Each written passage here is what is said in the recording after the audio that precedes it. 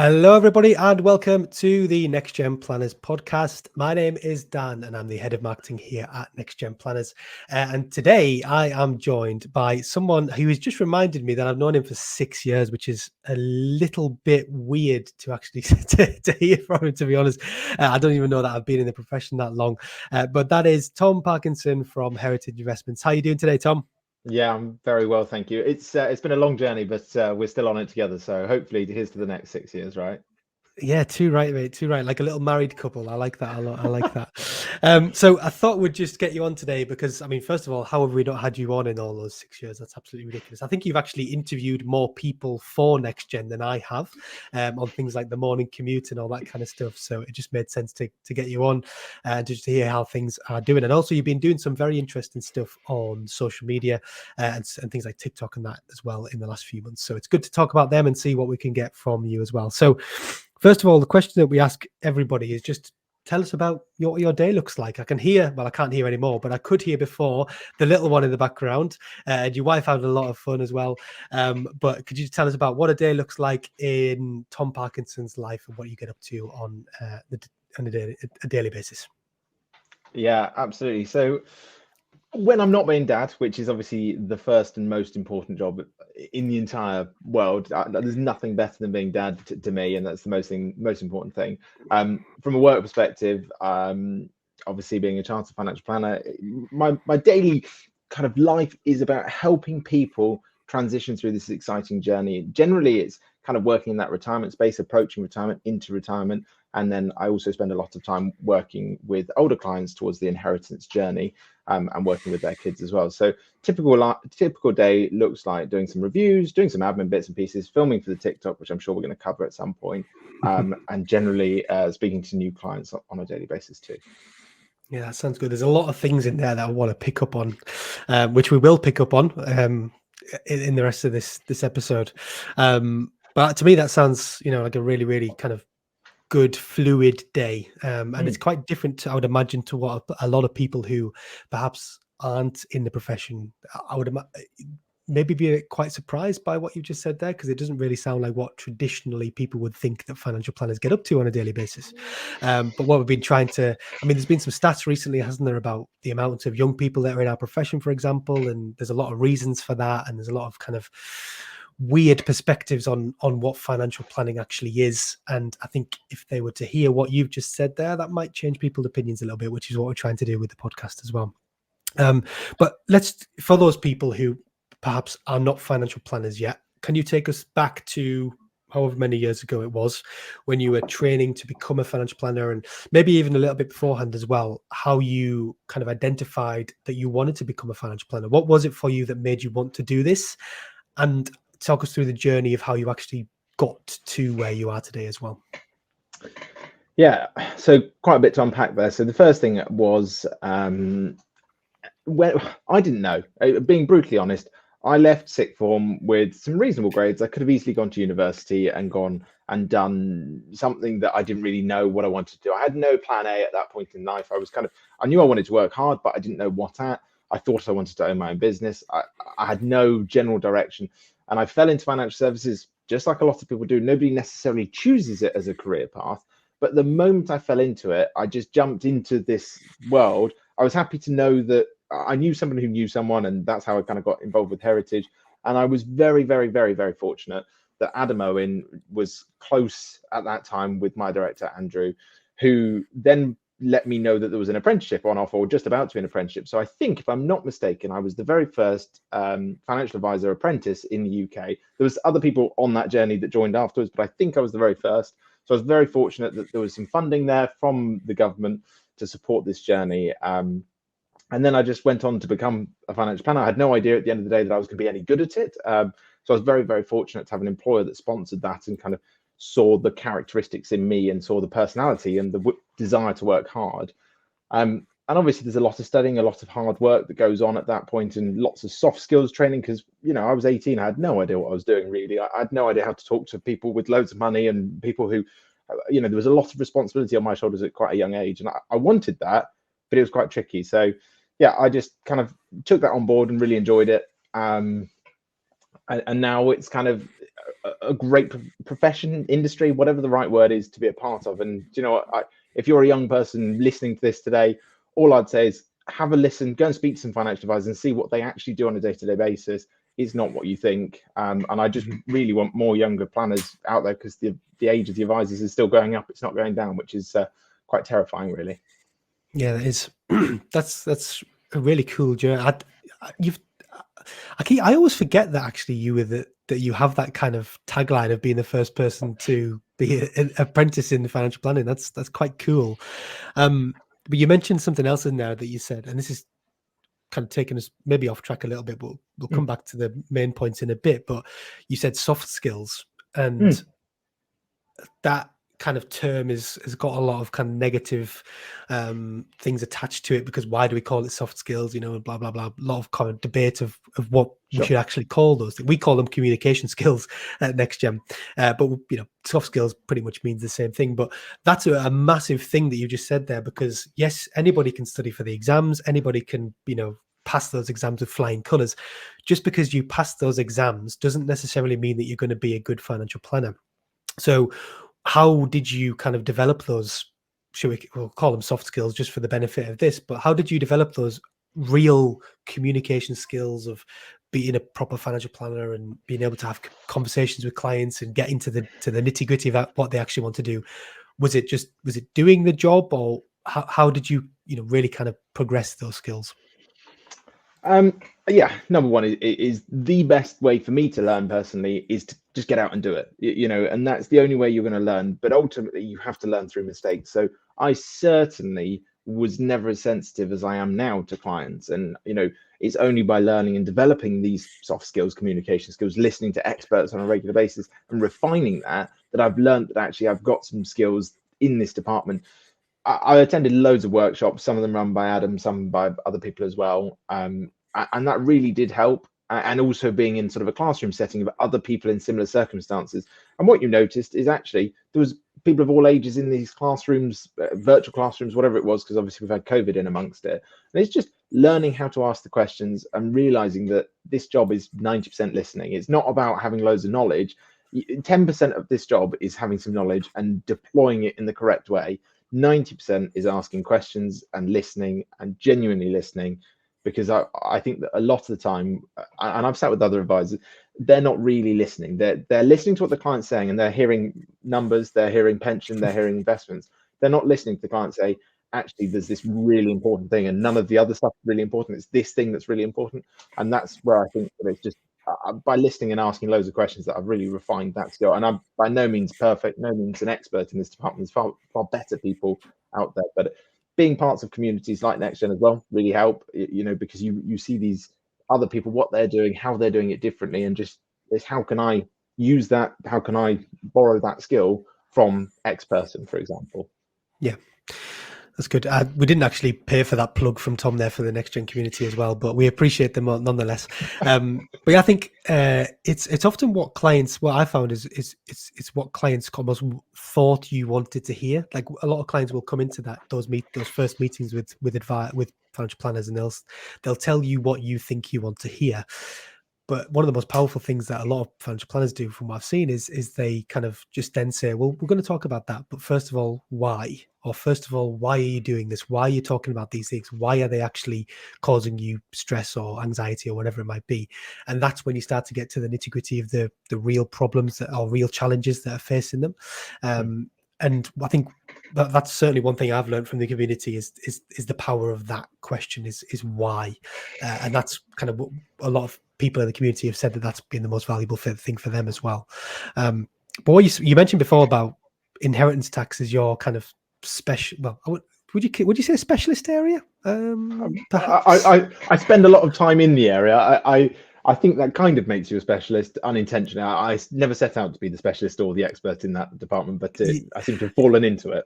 It's always a British thing, isn't it, to like not call yourself a specialist, even if you are a specialist, because it just sounds far too braggy to say that you're actually a specialist in something. But where did that come from? Like, how did you realize that was? Because there's so many things that you could look at. You know, there's being a pension if you look at it product specifically, you could be a pension specialist, a green investing specialist. You could be a life insurance specialist, but inheritance tax going down that area is well, first of all, it's quite niche. I think you would probably agree with that. But how did you decide that that was the area that you really kind of enjoyed and really wanted to work in? There's two massive things that influenced why I'm an inheritance tax expert specialist, if you want. Number one, I was really unfortunate. This is sort of a bit of a sad story, so I apologize. I was really unfortunate. I never met my dad's parents, so my grandparents on my dad's side, they were predeceased before I was even born. And my mum's parents were only around for maybe 3 or 4, maybe 5 years of my life. So I really never got to know them as an adult. I never got to hear their stories. And I've always wanted to know about them from my parents. I was really inquisitive about them because obviously they were that next generation. So by working with people in this space, I get, maybe it's a bit of self-fulfillment. Maybe it's something that I have this need to find out from that period of time. And I found it really interesting. But these people have lived 70, 80, 90 years in some cases of life, way more life than I'm currently have been through myself. So they've lived through loads of different circumstances. Their opinions on life are very, very different. And I just find them fascinating. So it's more my inclination to them. It's a good insight into why you decided to go down that route. And it's not one I think that a lot of people, certainly not a lot of people who are qualifying as financial planners today, I don't think that they would ever really see themselves that being the area that they would want to go down. But I think it's probably one of the most rewarding ones, when you can really, really sort somebody's situation out. If we're 100% honest, and this is where having an expert, being the financial planner, being the expert in the room, I guess, really helps. Only something, I think it's 4% of all households in the UK, or 4% of deaths lead to inheritance tax in the first place. So, it's a very, very small niche in the first instance. But if we're really honest, with careful planning, it's the biggest voluntary tax that exists. And maybe that's a bit skeptical, maybe that's a strong opinion, but ultimately, with some careful planning and really listening to the clients, you can genuinely pay no inheritance tax no matter what size your estate is. And maybe that's fair, maybe that's not. That's not really I haven't got a political agenda on this. It's just, I want to do the very best for my clients. And very often you get to meet the kids, you get to meet the family, you get to see the next generation or whoever's inheriting this wealth. And when you've saved them hundreds of thousands of pounds and they inherit it and they're going through a grieving period, they get to genuinely grieve instead of worrying about paying a tax bill, because they know that you've looked after mum and dad in their lifetime. So that means that they're going to be fine when they inherit this money. They don't have to worry about, sending in money to the taxman when they just shouldn't have been doing so. So I find that reward with working with the kids, that thank you at the end, worth it, every penny, worth every second of hard work in the background and all those compliance discussions. Yeah, it's interesting as well, because this is where it really kind of comes to the forefront that financial planning doesn't just affect one person. It's not just a somebody coming to you and saying, "Can you sort my pension out?" It is literally like you can transcend generations and generations with proper, real strategic financial planning. And that's one of the best examples of it there, what you just said there, because you're not just helping one person, you're helping out potentially the next generation and even the next generation after that as well. Which is, you can't really put a price on that kind of stuff when you look at you could put a price on it, but I would imagine it would be quite a high price to give people that level of peace of mind going forward. So let's do a little bit of a U-turn to make sure that you don't start making any more jokes about old people, and look at what you've been doing recently. So I don't know when this started, but I could probably look on your TikTok to see when it did start, but I didn't actually do that research. But you've been using TikTok quite a lot recently. Yeah, I can imagine your first videos, you don't really want anybody to look at those. But you've been using TikTok recently to educate people on their finances. So just talk us through, first of all, what made you decide to start doing that, and when this was, and what was the reason behind why you started making these videos? I think there's several reasons for this one. So many moons ago, I enjoyed posting videos on YouTube, totally not findable, hopefully, totally inappropriate what was going on those channels. It was all jokes and pranks back when I was sort of 13 with my best mate. My best mate who ran that channel with me went on to become a video editing agency owner, and he's very successful in doing so currently. And he said to me over a cup of tea, and he just said, "Tom, you've got to get on this. Like, there are people here who are not experts talking about things that an expert should be talking about, and that's you. And I said, yeah, great, I could talk about all these things and actually have an expert opinion and give some genuine guidance without giving formal advice, because obviously you're not allowed to do that. And I thought I love the format of video as the medium. I quite enjoyed being the center of attention for that front. I don't like having to talk about my own personal feelings and all that stuff, but give me a room to talk about inheritance tax or something like that. And that was it, really. And I could just see this trajectory of TikTok kind of taking off as the next platform for this. And obviously it might fall over tomorrow, and that's the risk that I've got to take with it. But I'm just really enjoying it. And it started off, the premise of the starting point was I wanted to educate people in my position, younger people who had no idea about finance, and help them have a better outcome when they're approaching retirement. Because a lot of my clients all say to me, I wish I'd have been told that when I was younger. And that's kind of where all of this started. And then what I found is I wasn't adding value to those people, because that's not what I talk about on a day-to-day basis. And I found out that my clients are actually on TikTok too. I had no idea, that people in my niche, less so at the inheritance tax end, but more in that approaching and in retirement phase, there's people out there on TikTok watching other people talk about this on a daily basis. So why not let it be me that they're seeing rather than someone else who isn't qualified to talk about it? And I think you ran a poll at a very similar time to me starting out that only 4% of all finance pros are on TikTok. I think that was the stat that came off the back of it, or something ridiculous. So that there, and I just started at that point. I thought, this is for me, and I just grabbed this opportunity and I'm running with it. And I hope to be the personal finance person on TikTok equivalent to Martin Lewis, but with more specialism. Yeah, and it's going well, isn't it? So because we have regular catch-ups with the Heritage team, and it's quite a talking point in the team at Heritage at the moment is the figures that you're getting on TikTok. So just talk us through some of those figures and how you feel like it's actually helped you to build that personal brand, because it's clearly, I mean, to be fair, Tom, the whole time I've known you, you've never lacked confidence. Let's say that, but it certainly does. Yeah, it will have.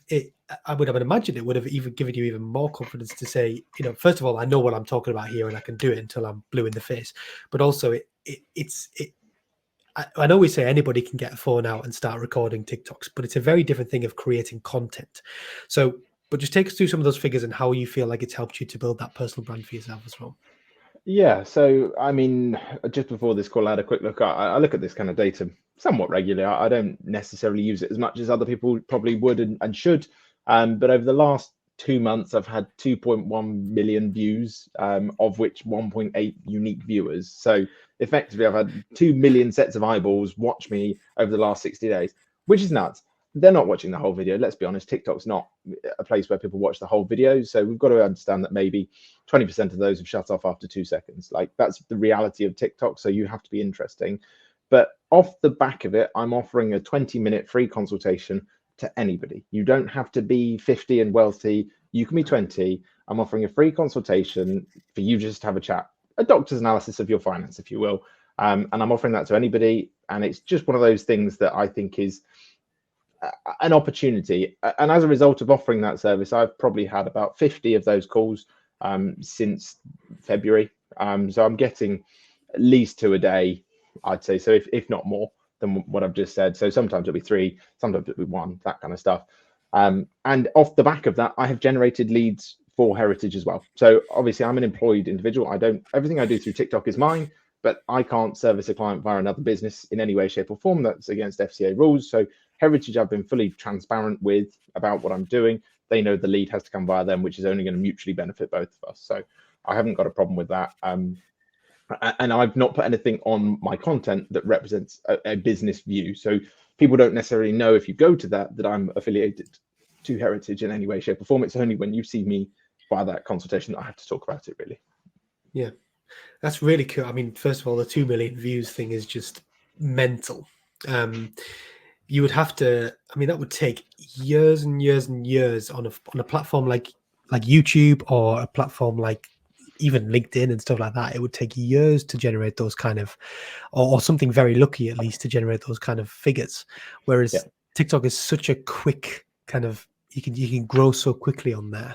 And you've demonstrated that. But you say that you were kind of being a bit skeptical with yourself about the amount of people who actually watch the whole thing. But if you're generating leads from that kind of stuff and the amount of leads that you have from that, then I think that shows just how powerful this is a tool. And I think, to be fair, I think our profession's sleeping on it a bit. I still think we are.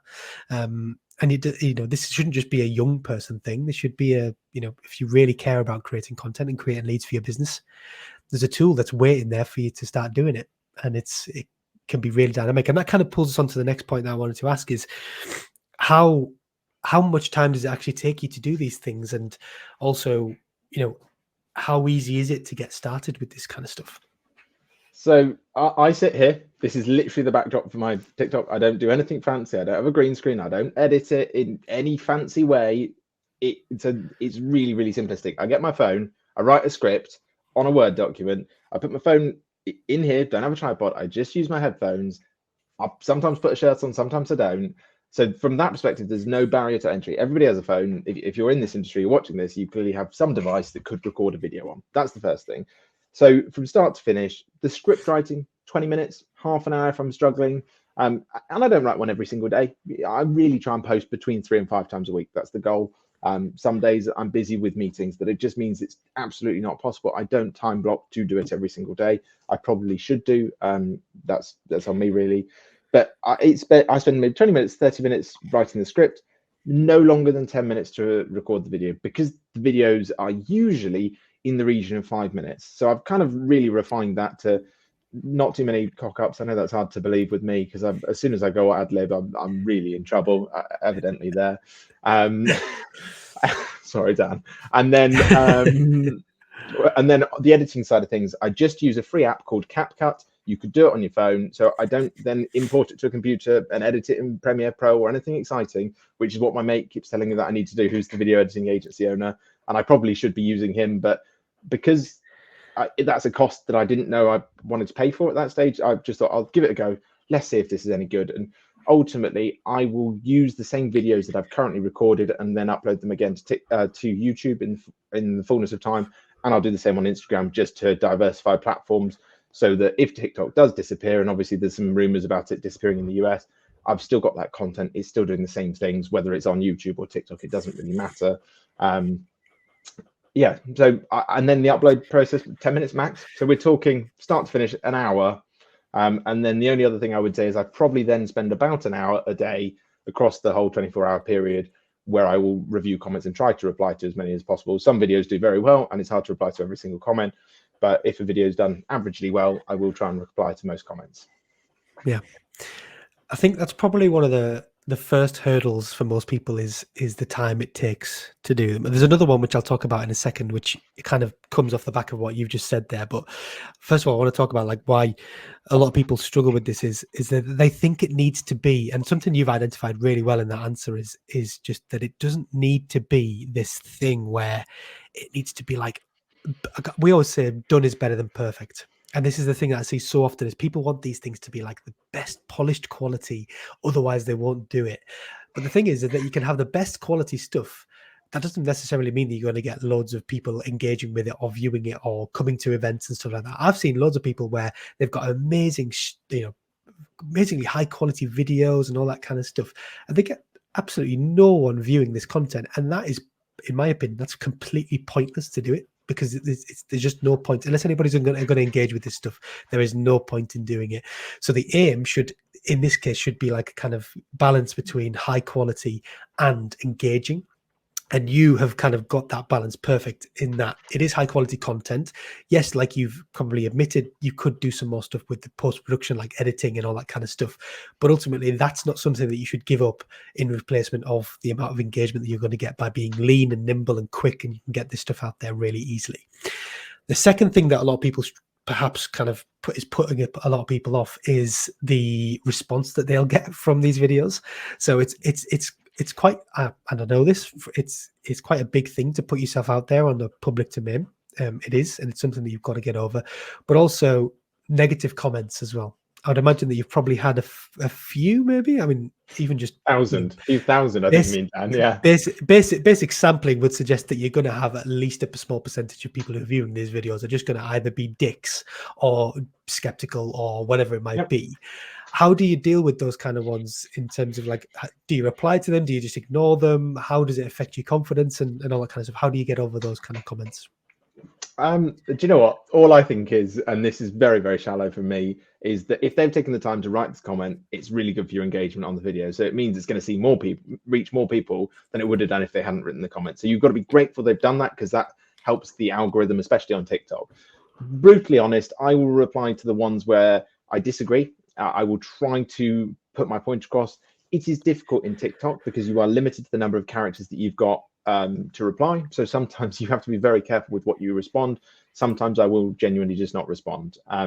You've got to be careful. You've got to choose what you want to reply to, and you have to be very, very careful. And I think this is probably what would put a lot of people off, is you have to be careful in the comments. You do not give formal advice, and that is a really fine line. And I at some point am on this very thin ice, and I know if I reply to these comments and genuinely give a formal opinion that is actually a regulated piece of advice, you've got to be very careful. So that's why sometimes I just won't reply, because the answer would lead to actually formal advice, despite it obviously just being a TikTok comment. I have to be careful, where does that sit on a regulatory perspective? So you have to be mindful of these kind of things. On a confidence perspective, to be honest, I don't really mind. I've got tough enough skin. You can say whatever you want to, and if you're willing to say it to my face, I'm actually more grateful for you doing that than saying it behind my back. So I've seen what you think. Probably the opinion isn't about me, it's about what I've said, and you don't like the truth of the opinion I've given.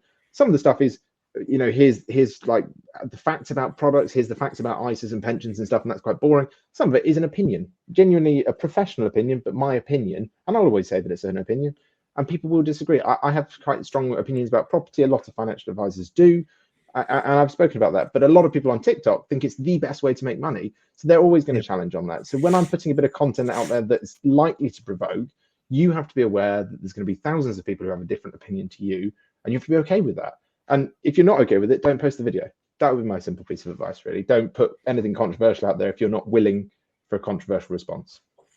But that's the only way that really you kind of can cut through. Well, not the only way, but it's one of the best ways to cut through nowadays and to become this thing of what we call a thought leader, is to go against the grain a little bit. It's to say unpopular things, not unpopular in terms of, you don't have to be like controversially like racist or anything like that, but you if something you don't agree with, which is against the grain of what most people agree with, that is often what a lot of people do to kind of stand out a little bit, because it can be tiresome being in this kind of echo chamber, or, you know, where everybody agrees with the same thing. If you can put yourself out there and say something that's a little bit different. An example, for example, that I try and do is AI at the moment. You know, I think that AI is, yes, an incredibly powerful tool, and it can be great, but I think the content that it produces at the moment is terrible. You know, and it's down to prompting and all that kind of stuff. And I know that, but if everybody's getting really excited by this kind of stuff, sometimes you need somebody to just say, is it actually that good? Like, are we, you know, getting excited over something which really isn't doing what we want it to do just yet? And that's how, you know, you can kind of go against the grain a little bit. So I don't think that the controversial stuff should necessarily be something that puts people off, because ultimately it can give you what you want, which is, you know, more views and more engagement, really. So absolutely. And the other thing that I just, on that note, it's quite comical watching people argue in the comments. I find this like the most fun. So sometimes when I don't reply, other people do, because someone's put the common opinion. So I've put a video out there that's the uncommon, unpopular opinion. Then someone's put the popular opinion or the common opinion, and then you'll see people arguing, disagreeing, fighting, whatever you want to call it, in the comments. And sometimes that's the greatest bit of it, is you've got people almost having a disagreement and doing it for you, so you don't have to. One thing I will just say is, if anyone does consider doing this, is just be really aware that there's lots and lots of scam accounts that will scam your videos. There's so much clever stuff out there now. Your content is only yours until you post it. Once you post it, it's not really your content anymore. Yes, it's your content originally on your page, and you know that. I've had probably 10 plus impersonation accounts. They're all trying to sell crypto scams. They're all trying to tell you to Depop or Telegram or something like that. I've never heard of. And it's just a little bit terrifying that that's out there. So all I'd say is, just for anybody who's considering that, who isn't aware that that exists, people just screen record, sound record, have your face, impersonate everything, and they're really good at it. So just my risk warning. And when you get really famous, deep fakes, you've got to be careful of those as well, haven't we, nowadays? I don't think I'm ever going to reach that level, but if I do, Dan, I'll let you know. I'm tempted now to go and do a deep fake of Tom just to prove that he is that famous. You kind of that's a really important one that you just told us there about scams, because my next question was going to be what kind of lessons have you learned, and what bits of advice would you give people who are looking to get started with this kind of stuff? So apart from looking out for scam accounts and being really vigilant with those, what other bits of advice would you give people to get started? If somebody's listening now and they think, you know what, screw it, I'm just going to give it a go and start. What would you say? What kind of tips would you give them to get started? The first thing I'd say is probably sit and watch an hour's worth of TikTok. Just go and sit and watch an hour's worth of the kind of content you want. And two things: search loads of hashtags that you would like to post videos about. So if you want to be the inheritance tax expert, you want to be the pensions expert, search for the things that you want to talk about, see what's out there in that niche. And you'll find that in our profession, if you're a financial planner, which I'm assuming most people are, if you are in this profession, you will see that not many people are talking about the regulated stuff. So write a list of the things down that aren't very popular, because that's your niche. So you've found your niche already. There's loads of tools out there that you can use to kind of do that. What I would really suggest is write a script, get it on a Word document or whatever you do on your phone, on your notes. It won't take you too long.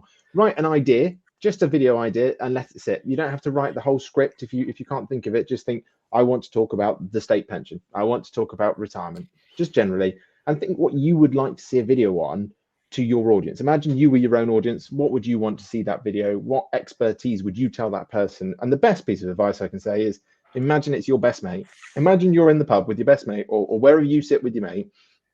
Just imagine that phone is them. How would you talk to them? And that's that's your authentic self. So make sure that's who you are in the video. Don't try and be someone you're not. Be you, because people are going to like you for you. And if you're not that person, you're going to get found out very, very quickly. Yeah. No, I completely agree with that. I think it's a really good starting point. And I think what a lot of people do is, as well, they have this kind of perception that they need to record the perfect take the first time. What personally I do, and maybe you do it as well, Tom, is when I record videos, I record them in the same file, but I record them in little snippets. So I don't like try and record 2 minutes video in one shot. I'll record a paragraph, and then followed by a paragraph, and then followed by a paragraph, and then stitch it all together at the end, because the person on the other end can't tell that you've had 20 different takes of trying to say one sentence where you kept on swearing when you went to say the word pension. Like that they don't see that kind of stuff. Only you see that. So don't think that you've just got to record a perfect video in one. Just do little snippets of it, slowly and get there. And eventually you might be able to do it in one take. But at the start, I don't think you should be under any perception that you're going to be perfect at this kind of stuff from the beginning. I think on that is great. Actually, I was recording a video for work, not for my TikTok, for work. You saw the content of that, and he's very much of the opinion we need like a teleprompter. We've got to sit there and record it like we're doing a news release, or like it's Boris Johnson during COVID. It's kind of like that's how it feels. And I'm just saying to him, time's moved on. You don't have to. Editing is, as long as you sit roughly still, you can move a bit. You can move from here to here. It doesn't have to be perfect. And this goes back to your point: is done is better than perfect. Done is better than not done at all as well. So getting the content out is just way more important than being perfect. Yeah, completely agree, 100%. So I think we've kind of we've beaten that bush quite a bit now. So if anybody in the audience is still sat there thinking, "Nah, TikTok's not for me," I don't know what more else we can do, to be honest. To be fair, I think we've it's on you now, guys. So go on, because I'm saying this as a complete hypocrite, because we do at NextGen, we don't put anything out on TikTok either. So I'm very aware that I'm a hypocrite. But really, really powerful tool, which is what if Tom you want some tips, you want me to run the NextGen, TikTok, more than happy. We can take that offline if you want, Dan. I was going to say we might just get Tom to do it for us and just outsource it to him, because that'll probably go down better, anyways. I want to talk a little bit about the kind of more formal bits of your professional career. So people who are watching this on YouTube will see that you've got APFS after your name, and obviously that doesn't necessarily mean that you're chartered, but you are a chartered, and you became chartered a few years ago with the help of some of the team here at NextGen, like you've already alluded to there. So for anybody in the audience as well who's thinking about becoming chartered, first of all, would you recommend that it's a useful thing to do? And if so, what tips would you give them for becoming chartered? Because like we said before, doing exams, anybody can pass exams, but this kind of commitment towards becoming chartered is a next level thing. So what tips would you give them, and would you advise going down that route as well? Yeah, 100%. I'm really passionate about being chartered. It's the most important thing about me in my professional title, I believe. The reason I'm so passionate about it is it does stamp you are that next level up in terms of your commitment to this industry, profession, whatever you want to call it. It can only generate better outcomes for clients by you wanting to be chartered. So if you're considering going down that route, or you're just at the beginning of doing your exams, I 100% would recommend you do chartered. I'm only level 6, so I'm only chartered with the CII exam board, and there is a further exam that you can go on to do with the CISI to be a level 7 qualification, and it is something I'm really strongly considering. I just believe that our industry as a standard needs to become a profession. Whether you view those things as the same doesn't really matter, but we have to step up. And I think the only way that's going to happen is that all advisors are chartered as a minimum standard. We've had it in 2012 where we had RDR and everybody had to have the level 4 qualification. I think it should be a level 6 qualification. It's my personal belief.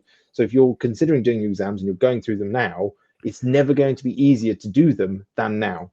So I've got colleagues who studied previously and then went on to be chartered much later on. That's way harder than it is for you, who's currently in the mode of passing exams. Do them now. In reality, you're not going to be a better advisor specifically because you've done your chartered exams, but it just proves your commitment to your job. And it is a bit of a risk, but everything else in life, lots of other professions, you need a degree for. In this one, you do not need a degree in any way, shape, or form. So do the degree as part of the job. And that's what I would say is just get on and do it. It is such a critical thing to do. It stamps your authority, really, and your commitment. And the younger you do that, the easier it's going to be. Obviously, to be chartered, to have the actual status rather than just the APFS designation, you have to have also had 5 years in the industry. But if you're going on to be chartered, it's very unlikely you're going to have done it much quicker than 5 years anyway, all in. It took me from start to finish 5 years exactly to do all of that anyway. So I highly recommend you kind of just get on. The other thing I'd say is if you're doing the exams and you hadn't thought about doing chartered, look at doing the correlating chartered exam at the same time, because it's not significantly more studying knowledge-wise. Yes, the exam style is completely different, but you're in that mode. So you could halve the amount of time it took me if you really put your mind to it and think about how you're going to get there. And NextGen is the best place to do that. Again, not a plug from you guys, I know, but there's no one out there that does a better job of getting people from 0 to chartered, in my opinion. We didn't pay for that one either. I guarantee everybody. That's completely natural, that one. That's true. It's true. And the thing is, I'm not necessarily sure I personally would choose the CII exam board now if I had the choice, but ultimately it doesn't matter. Whoever you choose, wherever you do it, it's the same that you want to be that level 6 qualification. And like I say, I want to go on to become a level 7. I've spoken to some great NextGen members who are, and I just think that really cements it. The thing that puts me off doing that is the title is certified. So you go from being chartered, which sounds fancy, to certified, which sounds like your certificate level, which is like level 3. In my mind, it's a disproportionate, and I don't think clients would understand that. So there needs to be better public announcement about what that actually is and what that means and why that's good for them. Yeah, and do you actually find that many clients ask about whether you're chartered or not, or do you think it's like a hygiene factor and they kind of assume that you are anyways, or no? Does it come up much in conversations? I make sure it does. Maybe I force my agenda slightly on that one, but usually during the introductory chats, calls, whatever, the client would talk all about them, as you know, and then they'll say, "Oh, can you just tell me a bit about heritage?" And you'll say you're a chartered advisor, part of a chartered firm, and having that kind of cement, and you explain what the difference between being chartered as an individual and chartered as a firm is. Those two things in harmony really just stands out to the client, and that helps build trust for them. And I just think you would want to do business with a chartered accountant over an ordinary accountant. That's how I feel, maybe. And chartered is a word we understand, so that's why I feel it's kind of, slightly a hygiene factor. And what I don't know is how much research these people have done before they come through the door. So they might have done the research, and it was a hygiene factor, but it's not anymore. So it's just sort of reiterating. I think it's. I mean, it's definitely worth an extra trust metric, isn't it? In terms of, you know, let's be honest, our profession is. It's improving, I think, but the reputation is still not quite how we would like it. And if you can increase trust metrics by something as, I was going to say simple as charter, but it's not simple at all. It's a lot of hard work, but you know, it's worth doing just for that extra trust metric, I would say, as well, with clients. And obviously, you're going to be, like you said, you're not going to be instantly better at your job, but you're going to know a lot more, and there's nothing harmful about having extra knowledge, I would say. So definitely. And equally on the kind of, because we're coming towards the end now, but these are the kind of questions we ask everybody. But in this case, it's not something we ask everybody, but I'm really intrigued to get your opinion on this. So, how long have you been a financial planner for now? I'm probably showing your age to the audience here now, 8 years I've been in the industry now, so coming up for a decade is what I would say. Which sounds better. So, if you could think back to however old Tom was back then, and you were going to give him some tips on things that you should really know before you start on this journey towards becoming a financial planner, what kind of bits of advice would you give to him? Obviously, I'm personifying you there when I'm thinking about people in the audience who are just at the start of their financial planning journey. What advice would you give to those people who are just getting started? Stick with it is the thing I'd really say. Is I remember right at the beginning, before the apprenticeship kind of existed, and right at the very, very beginning, I thought, what on earth have I done? I was a young person, a little bit lost, if we're really honest. I'd fallen into a job and this lasted maybe 2 to 3 months. And maybe it was just what was also going on in my external life as well. I was going through some tough times, and I thought, wow, is this really me in the future? And what I had an inability to do was fast forward the clock to where I am now. Looking back now, I wouldn't change a single thing about what I did on this journey. So I'm very grateful.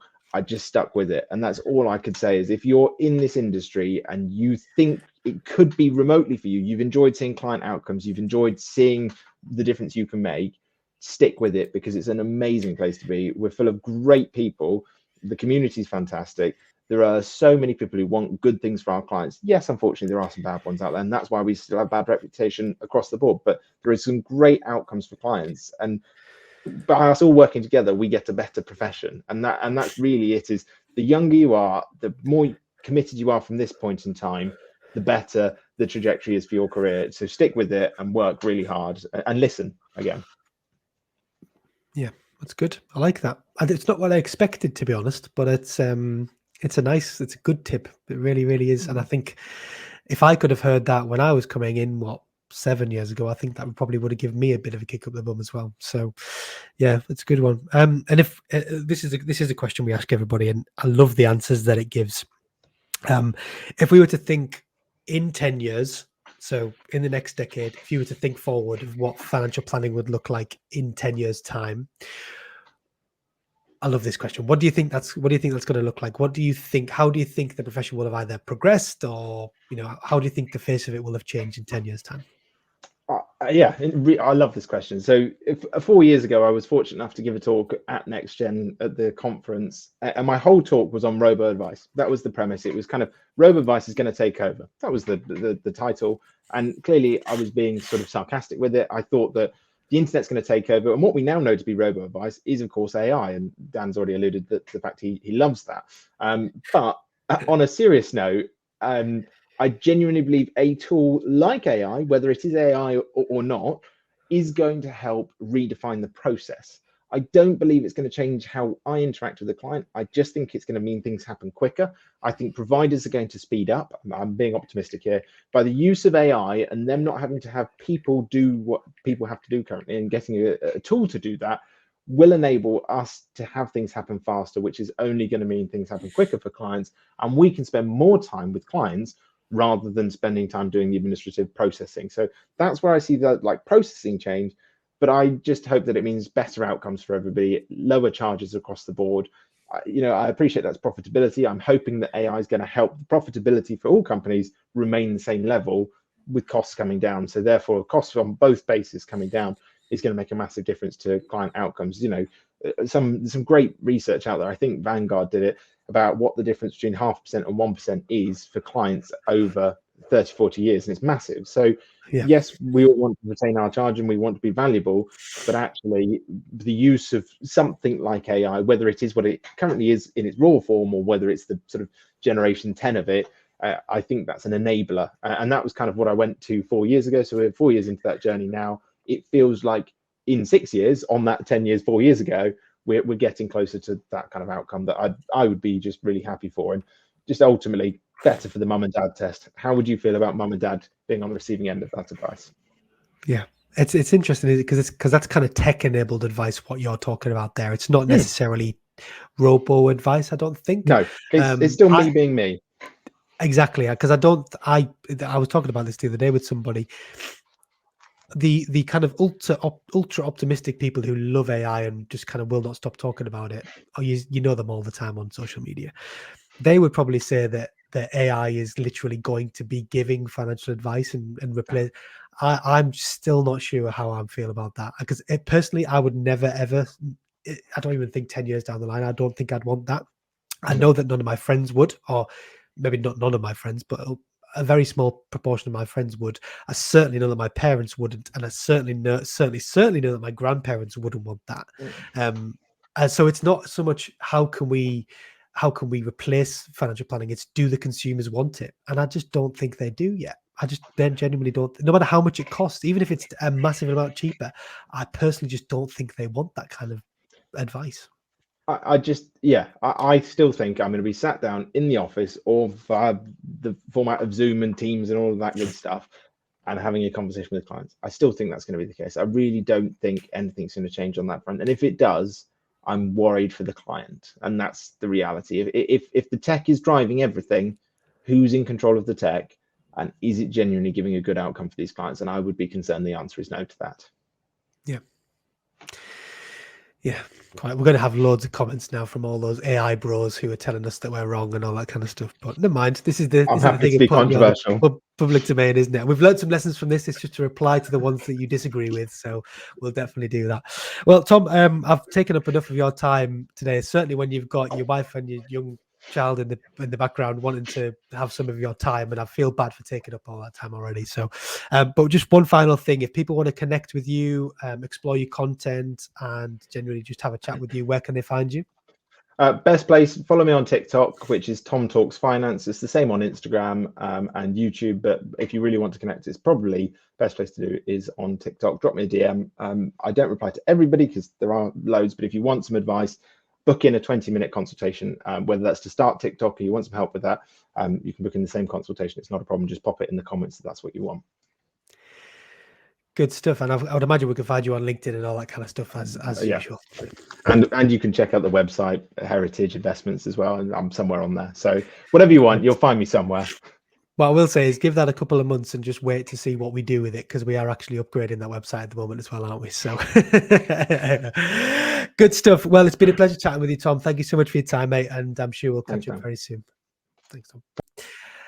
So thank you to everybody for watching or listening to the NextGen Planners podcast. This episode has been a fantastic one with Tom. If you want to hear more episodes, there are over 200 of them that you can listen to. We've got a massive back catalogue for you to go and engage with. You can find us on Spotify, Apple Podcasts, and on YouTube. Equally, we are on all social media channels apart from TikTok. Well, we actually are on TikTok, but we don't actually do that much on there. So go and follow us on LinkedIn and all that kind of stuff as well. And equally, if you want to find out more about what we do at NextGen, you can just go to nextgenplanners.co.uk. You can join our community, you can join one of our academies, or you can take one of our lots of different services that we offer. And equally, you can come to our conference, which is in July this year, if you fancy doing that as well. But otherwise, thank you so much for listening. Thank you once again to Tom for being a fantastic guest, and we'll see you in the next one. Bye-bye.